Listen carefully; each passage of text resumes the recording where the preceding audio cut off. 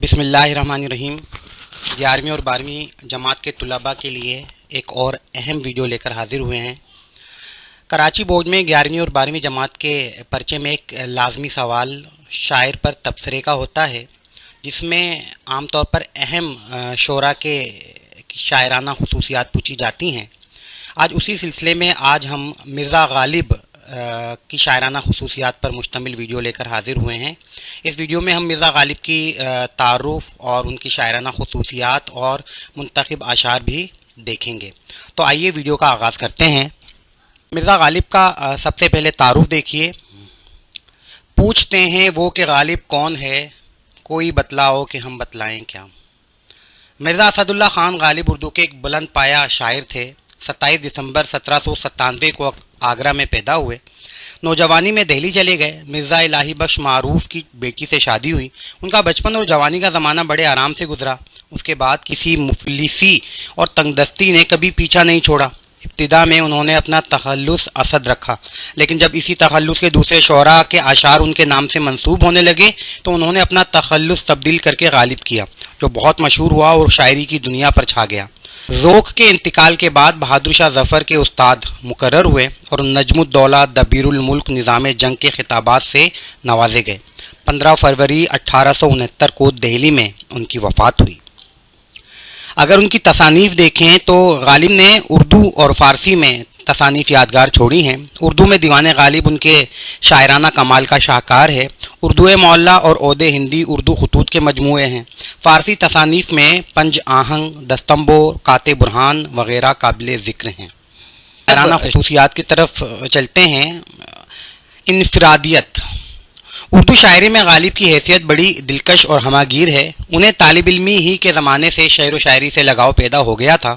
جب آگرہ میں تھے تو آگرہ کا ماحول بڑا علمی اور ادبی تھا۔ وہاں ہر وقت شعر و شاعری کے چرچے رہا کرتے تھے، جس کا اثر غالب کی طبیعت پر بھی ہوا اور وہ شعر گوئی کی طرف مائل ہو گئے۔ جب دلی آئے تو یہاں بھی انہیں مختلف علوم و فنون کے ماہرین کی صحبت ملی، جس سے ان کی ذوق کی مزید آبیاری ہوئی اور اب وہ ایک باکمال شاعر کی حیثیت سے ابھر کر سامنے آئے۔ ان کی شاعری سے متاثر ہو کر عبد الرحمن بجنوری کہتے ہیں کہ ہندوستان کی الہامی کتابیں دو ہیں، ایک وید مقدس اور دوسری دیوان غالب۔ غالب خود اپنی انفرادیت کو یوں اجاگر کرتے ہیں اور بھی دنیا میں سخنور بہت اچھے، کہتے ہیں کہ غالب کا ہے انداز بیاں اور فلسفیانہ انداز۔ غالب کو اردو کا پہلا باقاعدہ فلسفی شاعر تسلیم کیا گیا ہے، اگرچہ فلسفہ دوسرے شاعروں مثلاً خواجہ میر درد، میر تقی میر، خواجہ حیدر علی آتش اور انشاء اللہ خان انشا کے کلام میں بھی موجود ہے، لیکن غالب کے کلام کی بنیاد ایک مخصوص فلسفے پر قائم ہے، جس کی وجہ سے ان کے کلام میں رمزیت پیدا ہو گئی ہے۔ ان کے متعلق ڈاکٹر خلیل الرحمان کہتے ہیں، غالب کی شاعری تراشے ہوئے ہیرے کی مانند ہے، جس کو مختلف زاویوں سے دیکھنے پر مختلف انداز دکھائی دیتے ہیں۔ مثال دیکھیے، حویس کو ہے نشاط کار کیا کیا، نہ ہو جینا تو مرنے کا مزہ کیا، ہم وہاں ہیں جہاں سے ہم کو بھی کچھ ہماری خبر نہیں آتی، ہستی کے مت فریب میں آ جائیو اسد، عالم تمام حلقہ دام خیال ہے۔ خصوصیت دیکھیے، جدت ترازی۔ غالب کے دل و دماغ پر نئے نئے خیالات اور نئے نئے مضامین چھائے ہوئے تھے۔ وہ ہر بات عام ڈگر سے ہٹ کر کرنے کے عادی تھے اور ان میں ایسے باریک نکتے پیدا کر دیتے تھے کہ پڑھنے والوں کے ذہن میں ان کی عظمت کا خیال پیدا ہو جاتا تھا اور وہ یہ سوچنے پر مجبور ہو جاتا تھا کہ ایک فنکار نے اپنے فکر و فن کی تمام خوبیاں اپنے کلام میں ڈال دی ہیں۔ پروفیسر آل احمد سرور نے کہا ہے، غالب کے قصر شاعری کی بنیاد جدت ترازی پر ہے۔ اور بازار سے لے آئے اگر ٹوٹ گیا، جام جم سے میرا جام سفال اچھا ہے۔ بازیچہ اطفال ہے دنیا میرے آگے، ہوتا ہے شب و روز تماشا میرے آگے۔ پہلا شعر، اور بازار سے لے آئے اگر ٹوٹ گیا، جام جم سے میرا جام سفال اچھا ہے۔ کہیں کہیں جام جم کی بجائے ساگر جم بھی آتا ہے، تو اسے یوں بھی لکھا جا سکتا ہے کہ ساگر جم سے میرا جام سفال اچھا ہے۔ تصور عشق۔ دنیا کا تمام نظام عشق پر قائم ہے اور عشق ہی کی بدولت دنیا میں تمام رونقیں موجود ہیں۔ غالب نے دوسرے شاعروں سے الگ راہ اختیار کی۔ ان کے کلام میں نہ میر جیسا سود و گداز ہے، نہ مومن جیسی لذت عشق، بلکہ ان کے اظہار عشق میں نفسیات کی گہرائی کے ساتھ ساتھ جذبات کی صداقت بھی پائی جاتی ہے۔ ان کا انداز بیان اس قدر پر اثر ہے کہ ہر ایک تک کہ دل کی آواز معلوم ہوتا ہے۔ بقول عبدالسلام ندوی، غالب نے بالکل معجزانہ طور پر ہی شعر میں معشوق کے علوِ مرتبت کے ساتھ اپنے فخر و غرور کا بھی اظہار اس طرح کیا ہے کہ عاشقانہ غرور و نیاز کی شان بھی قائم رہتی ہے۔ کوئی میرے دل سے پوچھے تیرے تیرے نیم کش کو، میں خلیش کہاں سے ہوتی جو جگر کے پار ہوتا۔ کھلتا کسی پہ کیوں میرے دل کا معاملہ، شعروں کے انتخاب نے رسوا کیا مجھے۔ جب وہ جمال دل فروز، صورت مہر نیم روز، آپ ہی ہو نظارہ سوز، پردے میں منہ چھپائے کیوں۔ سوز و گداز۔ غالب کی غزلیں سوز و گداز کا بہترین مرقع ہیں، جن میں جذبات کا اظہار بڑے دل آویز انداز میں کیا گیا ہے۔ محبت کی تڑپ ہو یا فرقت کا کرب، دونوں بڑے دل دوز ہیں انداز میں بیان کیے گئے ہیں۔ قید حیات و بند غم، اصل میں دونوں ایک ہیں، موت سے پہلے آدمی غم سے نجات پائے کیوں۔ لیکن غالب کا غم ہمیں زندگی سے فرار اور مایوسی کی بجائے امید اور حوصلے کا درس دیتا ہے۔ غالب دکھوں میں بھی خوشی کا سامان تلاش کر لیتے ہیں، اور کہیں کہیں تو غم ہی ان کے لیے خوشی کا باعث بن جاتے ہیں۔ ان آبلوں سے پاؤں کے گھبرا گیا تھا میں، جی خوش ہوا ہے راہ کو پرخار دیکھ کر۔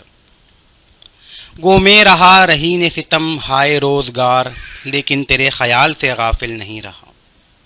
خصوصیت دیکھیے انداز بیان۔ غالب کو بات کرنے اور بات بنانے کا سلیقہ آتا تھا، وہ جانتے تھے کہ بات کو بنا کر کس طرح کہا جاتا ہے، اس لیے وہ عام باتوں کو بھی بالکل نئے اور انوکھے انداز میں بیان کر دیتے تھے۔ یہی وجہ ہے کہ ان کا انداز بیان بالکل انوکھا اور سب سے نرالا ہے۔ ان کے کلام سے متاثر ہو کر رشید احمد صدیقی نے کہا، دور مغلیہ نے ہندوستان کو 3 چیزیں عطا کی ہیں، اردو زبان، تاج محل اور مرزا غالب۔ بس کہ دشوار ہے ہر کام کا آساں ہونا، آدمی کو بھی میسر نہیں انسان ہونا۔ آہ کو چاہیے ایک عمر اثر ہونے تک، کون جیتا ہے تیری زلف کے سر ہونے تک۔ ہم نے مانا کہ تغافل نہ کرو گے، لیکن خاک ہو جائیں گے ہم تم کو خبر ہونے تک۔ روایت شکنی۔ غالب کوئی روایتی شاعر نہ تھے، بلکہ روایت شکن شاعر تھے۔ شعر و ادب میں انہوں نے اپنے لیے سب سے ہٹ کر ایک الگ راہ نکالی اور ہر اس نظریے سے بغاوت کی جس میں روایت پرستی کی جاتی تھی۔ تیشے بغیر مر نہ سکا کوہ کا نسد، سرگشتائے خمار رسوموں کا یوں تھا۔ لازم نہیں کہ خضر کی ہم پیروی کریں، مانا کہ ایک بزرگ ہمیں ہم سفر ملے۔ ایجاز و اختصار۔ طویل مضامین کو اختصار کے ساتھ پیش کرنے کا فن غالب کو خوب آتا تھا۔ کلام کی اسی خصوصیت کو بلاغت بھی کہتے ہیں۔ یہ خوبی بہت کم شاعروں میں پائی جاتی ہے۔ غالب کی شاعری کی مثالیں دیکھیے۔ کوئی ویرانی سی ویرانی ہے، دشت کو دیکھ کے گھر یاد آیا ہے، آج کیوں ذلیل جو کل تک نہ تھی پسند، گستاخ یہ فرشتہ ہماری جناب میں۔ کیا خضر نے سکندر سے، اب کسے رہنما کرے کوئی۔ ابن مریم ہوا کرے کوئی، میرے دکھ کی دوا کرے کوئی۔ غم روزگار اور غم ہستی۔ جس زمانے میں غالب شاعری کر رہے تھے وہ پرآشوب دور تھا اور پوری ایک تہذیب ان کے سامنے ختم ہو رہی تھی۔ ختم ہوتی ہوئی تہذیب نے غالب کی شاعری میں غمزدہ اور پرکشش آواز کو جنم دیا، اور ان کی شاعری بیک وقت ذات اور آفاق کی ترجمان بن گئی۔ غم عشق اور غم روزگار ایک ہو گئے۔ غالب کے نزدیک زندگی کی گہمی نغمہ علم اور غم کی وجہ سے ہی ہے۔ تیری وفا سے کیا ہو تلافی کے دہر میں، تیرے سوا بھی ہم پہ بہت سے ستم ہوئے۔ قید حیات و بند غم، اصل میں دونوں ایک ہیں، موت سے پہلے آدمی غم سے نجات پائے کیوں۔ ہزاروں خواہشیں ایسی کہ ہر خواہش پہ دم نکلے، بہت نکلے میرے ارمان لیکن پھر بھی کم نکلے۔ خودداری۔ غالب بڑے خوددار و خودبین تھے، ان کے بارے میں کچھ نہیں کہا جا سکتا، البتہ اتنا ضرور کہا جا سکتا ہے کہ محبت میں ذلت کے قائل نہ تھے۔ وہ محبت میں رونے دھونے، منہ بسورنے یا ہائے ہائے کرنے کو بالکل پسند نہیں کرتے تھے۔ وہ اگر محبت کرتے ہیں تو یہ بھی چاہتے ہیں کہ محبت کا احترام بھی کیا جائے، یہاں تک کہ محبوب سے ملنے کا تصور بھی ان کے لیے اعزاز رکھتا ہے۔ عشق حقیقی کے معاملے میں بھی ان کی خودداری اور انا پرستی کی دوسری مثال نہیں ملتی۔ وفا کیسی کہاں کا عشق جب سر پھوڑنا ٹھہرا، تو پھر اے سنگ دل تیرا ہی سنگ آستہ کیوں ہو۔ بندگی میں بھی وہ آزاد و خود بھی ہیں کہ ہم الٹے پھر آئے در کعبہ اگر وانا ہوا۔ تخیل کی بلند پروازی۔ غالب سے پہلے غزل صرف جذبات و احساسات کی ترجمانی کرتی تھی، لیکن غالب وہ پہلے شخص ہیں جنہوں نے غزل کو تخیل کی بلند پروازی سے روشناس کرایا۔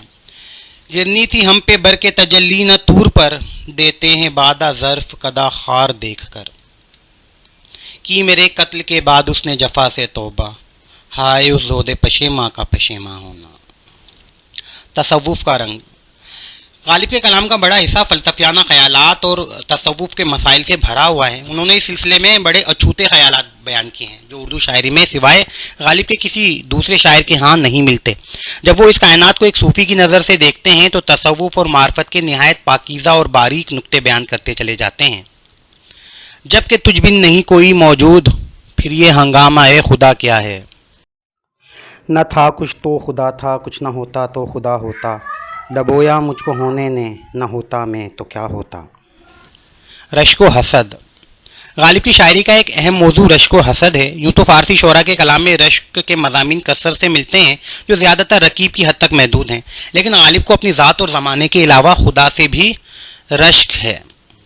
ہم رشک کو اپنے بھی گوارا نہیں کرتے، مرتے ہیں ولے ان کی تمنا نہیں کرتے، چھوڑانا رشک نے کہ تیرے گھر کا نام لوں، ہر ایک سے پوچھتا ہوں کہ جاؤں کدھر کو میں۔ شوخی و ظرافت۔ غالب کی بات بات اور فکرے فکرے میں ظرافت پائی جاتی ہے۔ شوخی و ظرافت کی بنا پر ہی انہیں حالی نے حیوان ظریف قرار دیا تھا۔ انہوں نے اپنے کلام میں شوخی و شگفتگی کے ایسے جوہر دکھائے ہیں کہ جو نہ صرف قاری کو مسکرانے پر مجبور کرتی ہے بلکہ زندگی کی حقیقتوں پر نئے انداز سے غور و فکر کرنے کی دعوت بھی دیتی ہے۔ ان کے دیکھے سے جو آ جاتی ہے منہ پہ رونق، وہ سمجھتے ہیں کہ بیمار کا حال اچھا ہے۔ عشق نے غالب نکما کر دیا، ورنہ ہم بھی آدمی تھے کام کے۔ کہاں میں خانے کا دروازہ غالب اور کہاں وائز، پر اتنا جانتے ہیں کل وہ جاتا تھا کہ ہم نکلے۔ نتیجہ فکر۔ مختصر یہ کہ غالب ایک فرد کا نام نہیں بلکہ پوری نسل کا نام ہے جو صرف دلچسپ لمحوں ہی کا ترجمان نہیں بلکہ پورے دور کا نمائندہ ہے، ایک ایسے دور کا جو ابھی ختم نہیں ہوا۔ وہ بزم شعر و ادب میں ایک نئی آواز کے ساتھ داخل ہوئے۔ ان کی اس آواز کو رشید احمد صدیقی نے اردو شاعری کی تنہا آواز کہا ہے۔ غالب اگرچہ اس دنیا میں موجود نہیں ہے لیکن ان کا کلام ہمیشہ ان کی کمی پوری کرتا رہے گا، غرض غالب ہر دور میں غالب رہے گا۔ غالب خستہ کے بغیر کون سے کام بند ہیں، روئیے زار زار کیا کیجیے ہائے ہائے کیوں۔ عزیز طلباء، آج ہم نے مرزا غالب کی شاعرانہ خصوصیات پر ویڈیو آپ کے سامنے پیش کیے۔ میں امید کرتا ہوں کہ یہ ویڈیو آپ کو ضرور پسند آئے گی اور یہ ویڈیو 11ویں اور 12ویں دونوں جماعتوں کے لیے یکساں طور پر مفید ہے، تو 11ویں اور 12ویں دونوں جماعت کے طلباء اس ویڈیو سے مستفید ہو سکتے ہیں۔ بہت جلد ایک نئی ویڈیو کے ساتھ پھر حاضر ہوں گے، اس وقت تک کے لیے اللہ حافظ۔